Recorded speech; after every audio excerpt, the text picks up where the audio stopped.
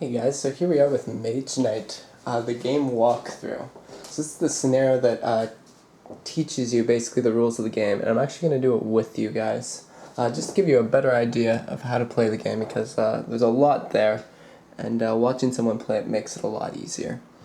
So the first thing you're going to do is remove the advanced actions, cards 17 to 28. Now they look very close to your D deck, however the difference is that in the top right corner there's no symbols. So for instance, this deck belongs to Tovak, as does every card in it, whereas this deck there's no symbols, okay? So you'll sort those, then you'll remove cards 17 to 28. Those are just being removed because they're more advanced actions, a little trickier to use, with some unusual behaviors. And then once you've done that, you shuffle the deck, which I've done. You'll draw 3 cards.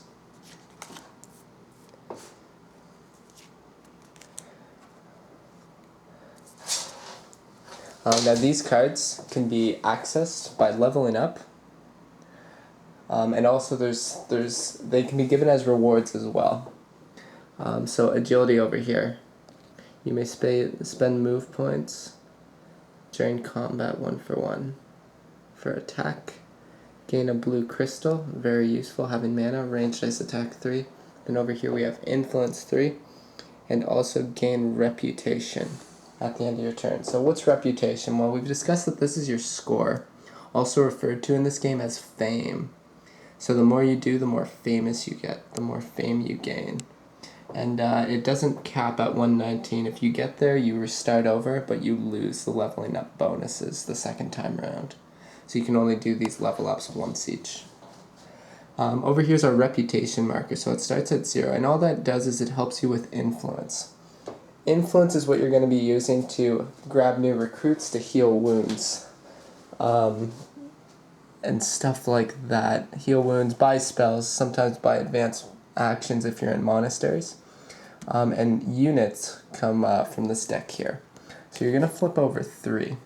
And it's cool, you can have control over these guys. So in the first scenario, the rule is that you need at least one with the village symbol. So that house symbol is the village symbol. Above that on this card we have the monastery. The red cape monks are also from the monastery. And then this here is a keep symbol, which look like tiny castles. So this tells you where you're allowed to buy them. The top left tells you how much it costs to buy them. So this would be 6 influence, 3 influence, and 7 influence. And then at the bottom here you have what they do. And anytime during the round, as long as you have a command token for them, you can recruit them. And then all you do, whenever you want to use their action, is you spend them for the round. And then this will come off at the end of the round. So here you have some attack and block. Over here you have some healing powers.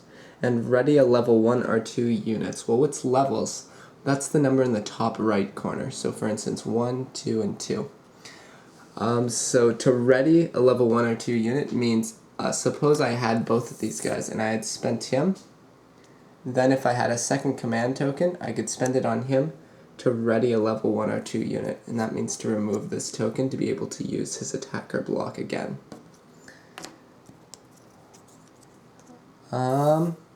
Also in the right here, we have their armor value. So suppose you're getting attacked and you're about to take 5 damage. Before you take it to your character, if you want, you can distribute it to your units. Now to make this less abstract, I realize I'm explaining a lot. It's a lot easier to see it in use, and so I'm going to try and get the game started here. The other thing I did in the bottom corner are numbers. So 1,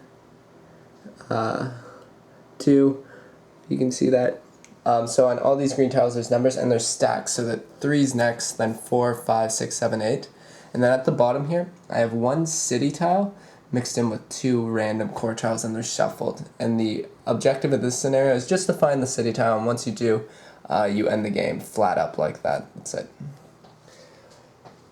Okay, so after you've sorted your deed deck and everything, I also have drawn a dummy player, which you're to draw at random.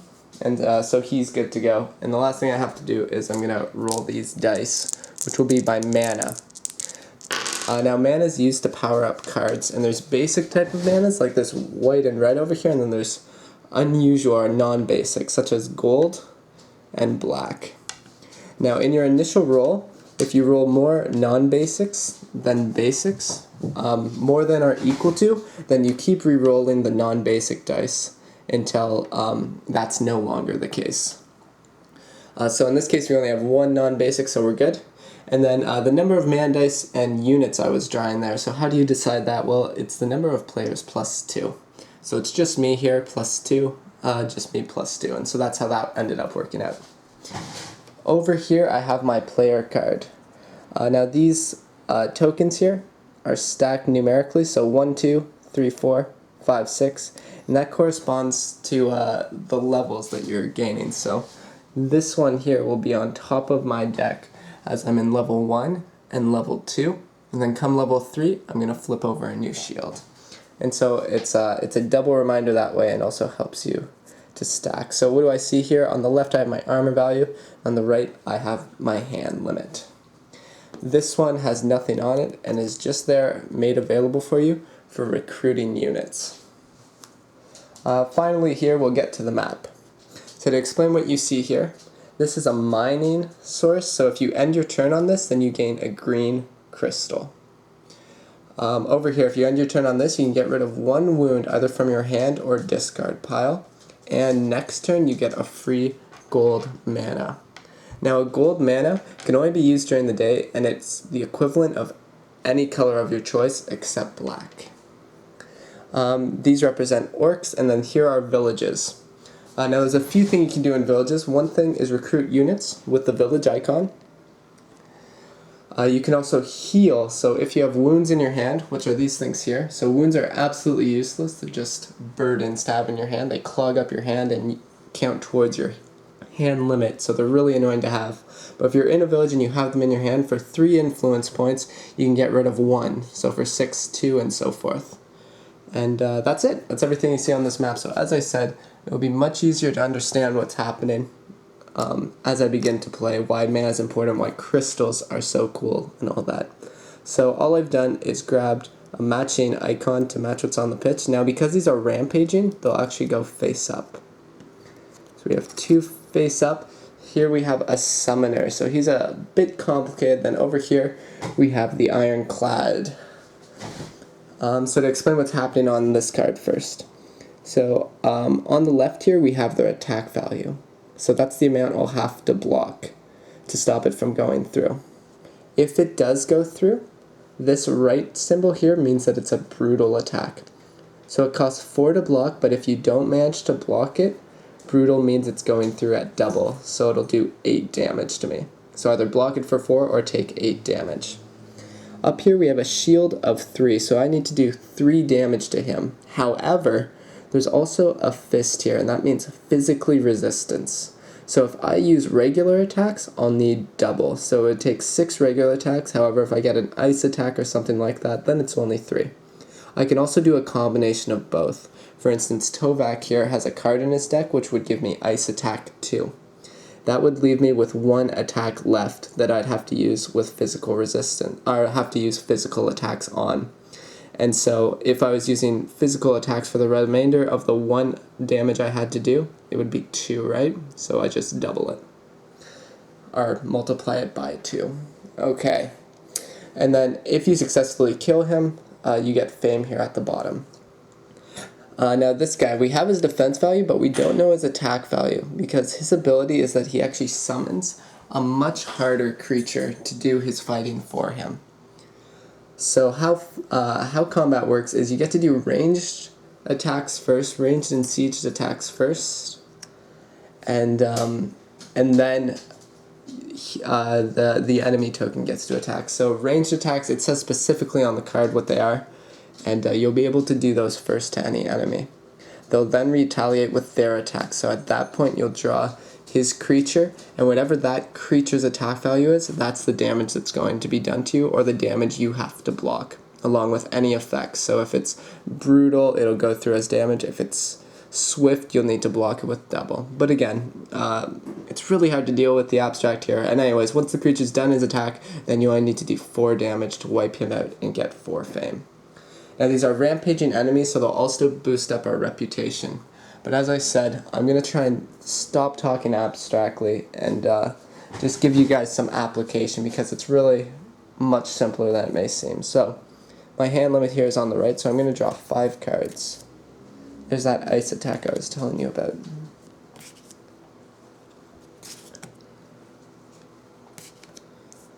Okay, so some influence. Okay, so a pretty good draw. And now the next thing we're going to do is we're going to choose our tactic card. So there's 6 daytime tactic cards and 6 nighttime. And we're just going to have a look at the daytime. We're going to use one of these. And basically the number gives you your turn order. So the higher the number, the further towards the end your turn is. And then the abilities is what that card gives you. So as we get up to higher numbers, the abilities tend to be bigger, or greater. So planning's good. I always find the easiest way to start the game, though, is to grab Great Start. So that's what I'll be doing. And now, because I have my dummy player here beside me, I'm just going to do a quick mix-up of these, try and figure out which one's which. Let's pull out this one. So he got planning, which is unfortunate, because both cards that are taken are removed from the game. So the ability doesn't matter for the dummy player, it's merely for turn order, because 4 is less than 5, he'll be going first.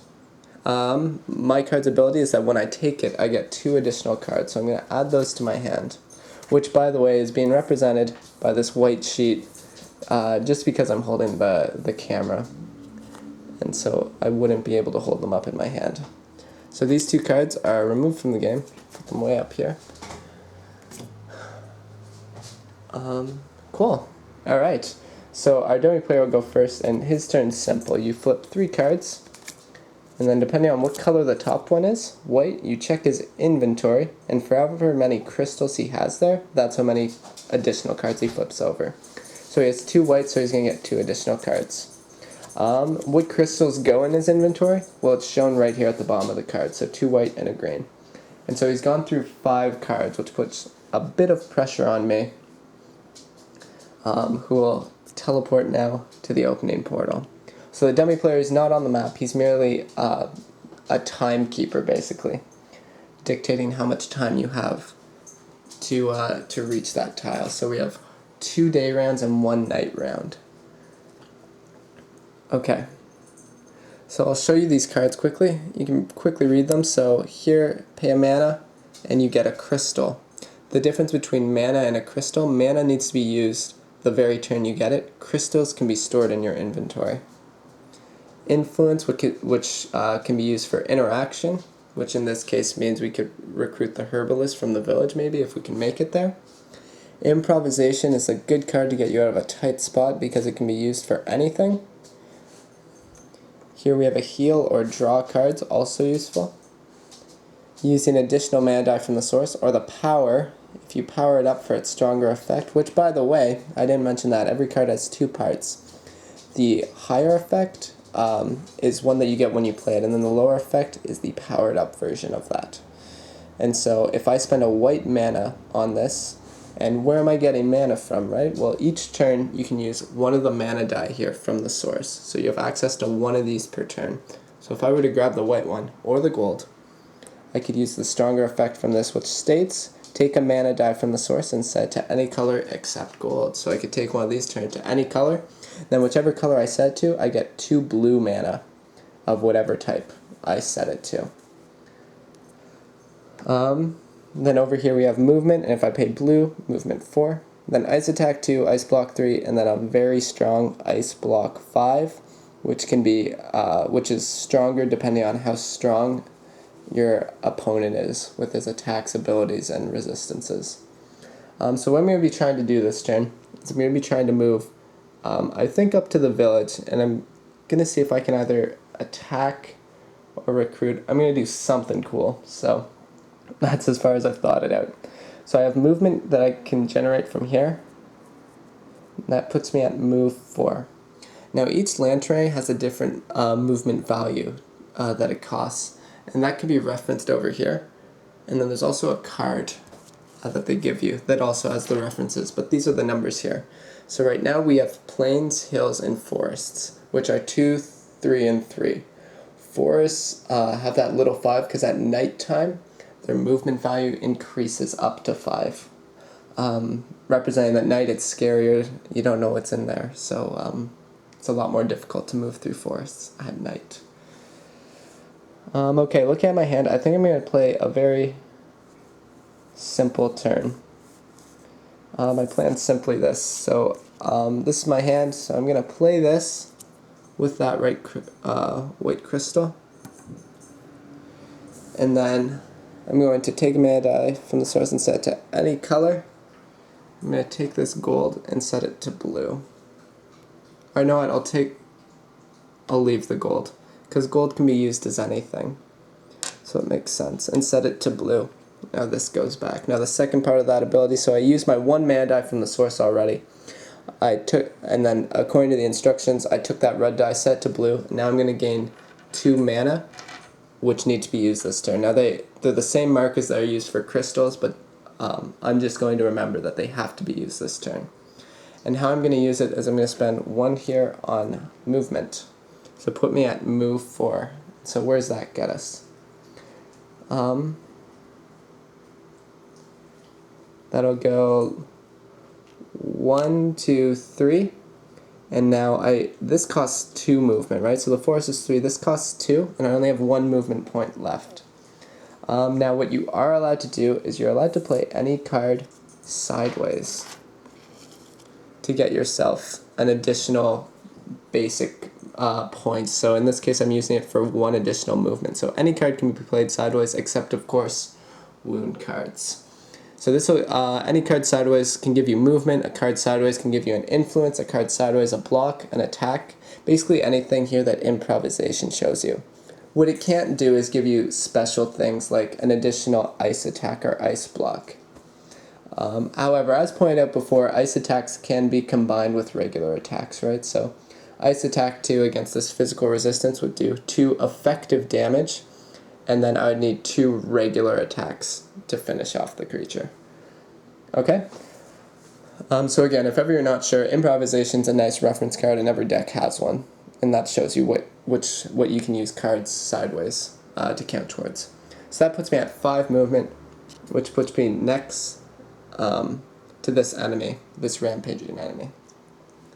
Now, if I were to spend improvisation to continue my movement, say to here, then I'd be going adjacent to this orc 2 times. And whenever that occurs with a rampaging enemy, he automatically engages you in combat. So far I've gone 1, 2, 3, 4, 5. Or maybe more practically. Now this is Mage Knight, so you're allowed to go back on your moves. I spent 4 on movement, and I realized I can get, if I want to go to the village, I can go 1, 2, 3, 4. So, and I can avoid that rampaging attack because this would be my first time adjacent.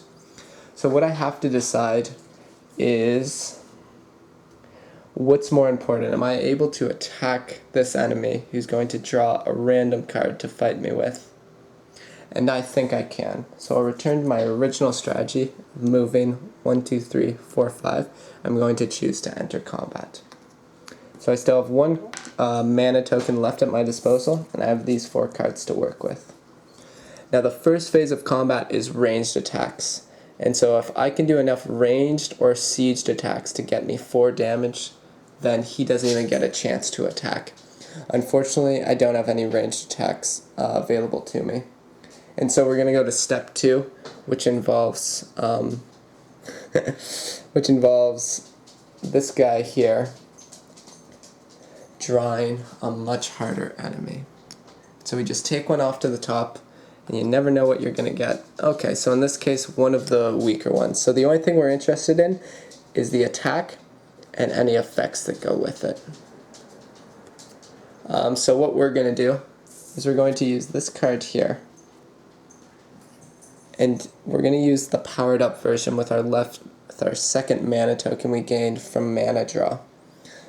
And this gives us ice block 5 plus 1 ice block for each special ability.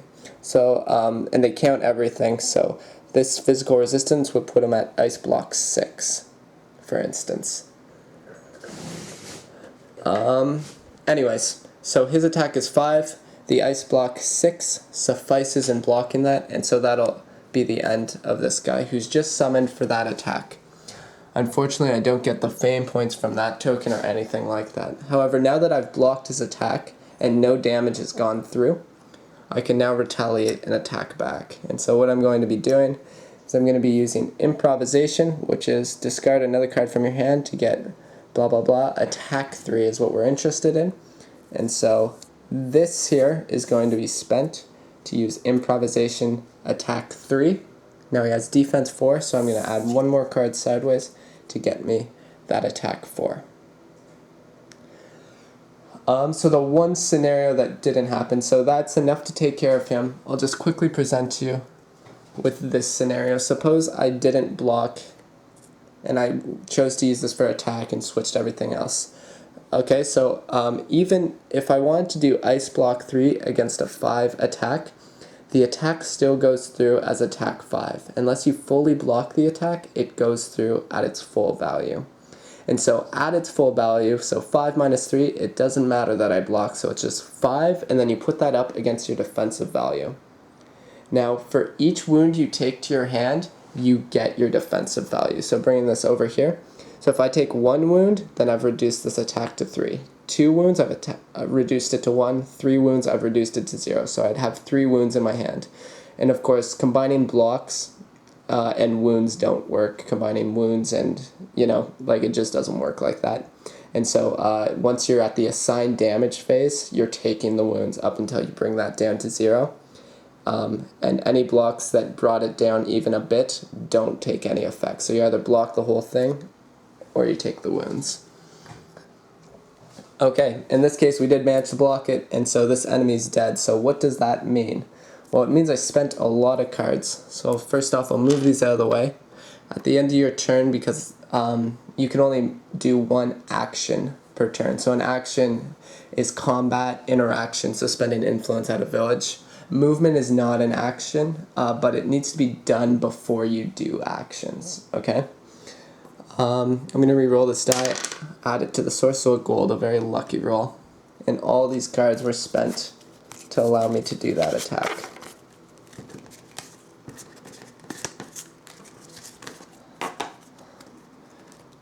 So, this enemy, at the bottom there, you have the number of fame, or the number of points.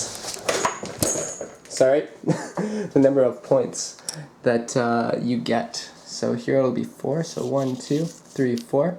And now that puts me at leveling up. And so what level up means for this level is that I get a new skill, and I get to pick one of the advanced actions available here. Using move as combat is very cool, as is this influence 3, as is gaining a blue crystal. Now the other cool thing is that whichever card you choose is going to be made available to you next turn. And so I think I'm going to take influence 3 to help me scout out the herbalists. And then once you take a card, you replenish the advanced actions. Okay, now the second part of leveling up is that I get 2 skill tokens. And I get to choose which one I want. So this one means once per turn, I can use this token to give me +3 block, +2 ice block, or +2 fire block. This one here means you can play any card sideways for 2 rather than 1. And then if you don't use a mana die from the source, that card that you played sideways is worth 3 instead. So this one's useful because it's so diverse. However, I'm going to be choosing this block so that I don't have to take quite as many wounds. This one will go up here into the common pile, and then your dummy player, this is called the common skill pool, is going to add one of his skills so that next time I level up, I have the possibility of taking this skill. which the flip means it's once per round instead of per turn. And when you flip it, you get a white crystal and a green mana token. Remembering that mana tokens have to be used that turn, whereas crystals go to your inventory and can carry over turn to turn and even round to round. Now the last thing that happened is that because I killed a rampaging enemy, the people appreciate that, so my reputation moves towards the positive because they're happy with me. And that's it for my turn, so I'll draw back up to 5 cards, and I know that I have this influence card on top. 1, 2, 3, 4, 5, and there we go, 5 new cards. Ranged attack, a lot of influence, some attack, and then gain a mana token, or get the stronger effect of a card plus 2. Okay. So Noroas's turn 1, 2, 3. We have a red card, no red crystals luckily, and so he'll stop there. Okay.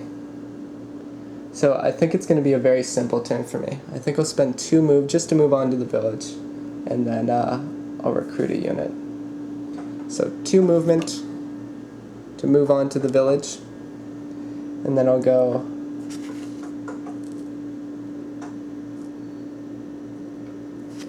I think, unfortunately, this other influence won't be used. So what I'm going to do,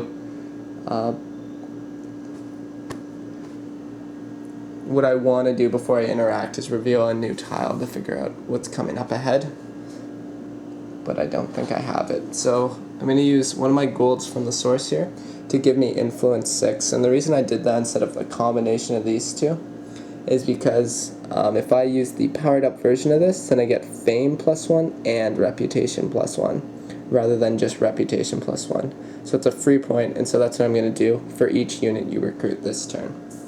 Now I have 1 token available, and I'm in a village, and so the only unit here with a village icon is this herbalist. So that's who I'll be taking and placing right here under my command, and so that used 3 influence points, plus my reputation, which is at 0, keeping its value at 3, and I of course have, I have 6 plus my reputation, which is at 0.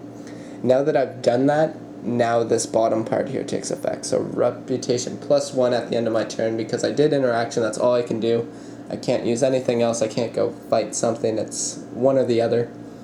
And so I will do fame plus 1, reputation plus 1. So here's reputation. So now, anytime I'm trying to recruit something, for instance here I had influence 6, I would add that plus 1 to give me influence 7, and then this fame will go up here, just by 1. So that's the end of my turn. I only spent 2 cards. I'll re-roll this die. We got a green. Very lucky that we're not rolling blacks. Black mana cannot be used during the day, and they're only used to power up spells, and so they're difficult to use as well, even at night, when you're able to use them. So we have a blue on top, no blue crystals. Over here I'm at 3 cards, so I'll draw back up to my 5. Good, some movement, what we want. Some more movement, more of what we want. Okay, great. So what we're going to do, I kind of want to show you one more example of combat. The problem being that this beast will destroy me. However, I can heal as this power over here. So to explain this card, so these 2 here can be used for free, so to speak. And then this one here, you would have to spend a green mana or a green crystal in order to perform a heal too. And again, that can be used from the source, but it counts as your 1 die per turn. Or you can generate it with another card, such as that mana draw I used. Okay, so I think I'm going to be leaving that guy, and I'm going to start exploring a new map. So because I'm about to reveal new information, any cards I play right now, and however I play them, are considered locked in. And so I've done this with this movement, putting me at move 4, and I'm about to reveal a new piece right here. So it's tile 3, and make sure you have that right. So we have 1, 2, 3. That'll click in nicely right here. So we have another village, a mine, and then a keep. So keeps just have stronger enemies than this rampaging zone. If you're to conquer them, okay, so first off, to fight them, you need to actually be standing in the keep. Adjacent doesn't suffice. However, being adjacent will reveal the monster to you, at which point you can decide whether or not you want to walk onto it. And when you attack a keep, they're considered peaceful, so the villagers don't like that. So your reputation will move down 1. And also, if you successfully conquer it, the perk is that whenever you're on a keep or adjacent to a keep you own, your hand limit increases by the number of keeps that you own. So in this case, this would be the first keep, so my hand limit would go from 5 plus the 1 keep that I would own, 6. And that can be helpful, a nice boost. So I've spent 4 on movement, 2 to flip this tile, and then exclusive to this scenario, revealing map tiles gives you a fame. And that's only in the walkthrough scenario. Now I still have 2 movement left, and that's how much this plane costs, so I'll do that. And then I'm going to use concentration here, along with movement. And I'm going to get a green mana to do that from my herbalist. So my herbalist, I'm going to use the ability of gain a green mana token, which has to be used this turn. And I'm going to put it on concentration. When you play another action card with it, get the stronger effect of that card plus for free +2. Sorry. So I'm going to add movement, and so this is going to count towards 6 movement. And how I'm going to use that is I want to reveal more map spaces. So let's go 1, 2, 3, 4, 5. And again, the orientation, I'm just lining up stars with stars, circles with circles. And if ever you're not sure, you can look at this picture here is given in the scenario book, so just make sure that the village is facing the same way as this village. The orc symbol is facing the same way as this one. And then I'll also add an orc face up because he's rampaging. And I'll also add a face down mage. And again, similar to the keep, if I become adjacent to these spots during the daytime, then I get to see which monsters I have to fight upon moving inwards. If I don't do that, then I don't know who's in there. So I've spent 5 movement of this 6, and I think that's really all I can spend. And so I'll end my turn there, which isn't such a bad thing because I'm on mining. So what that means is I'm declaring that my turn's over, even though I didn't perform an action, right? I just did movement, no interaction or combat. And because it's the end of my turn and I'm ending it on a white crystal mine, I'm going to get a white crystal to my inventory, which of course is very useful. I have 2 cards. I'll draw back up to 5, 3, 4, 5. So a good attack can be formed here, which is ideal. That also brings me to the end of my deck. Now over here, Noroas is going to draw 3 cards for his turn. Again, depending on which one ends up on top. So a blue, no blue crystals, and so he'll stop there. So these 5 cards, I'm right here on the map, and what I'm considering doing, keep in mind, as long as you don't reveal new information, you can do whatever you want. So I'm just going to pull this off and see how an attack would look. I wouldn't want the damage going through, and remember I have this block to help me. And so if it goes through as 8, or I could just block 4. So I have 3 from this card, and then I could get maybe my 4th from this card here to keep things easy. So any card sideways, 1 block, 4 blocks, so enough to block him. And then I have to do 3 damage, but if it's physical damage, which unfortunately is all I have, so unless they specify, you assume it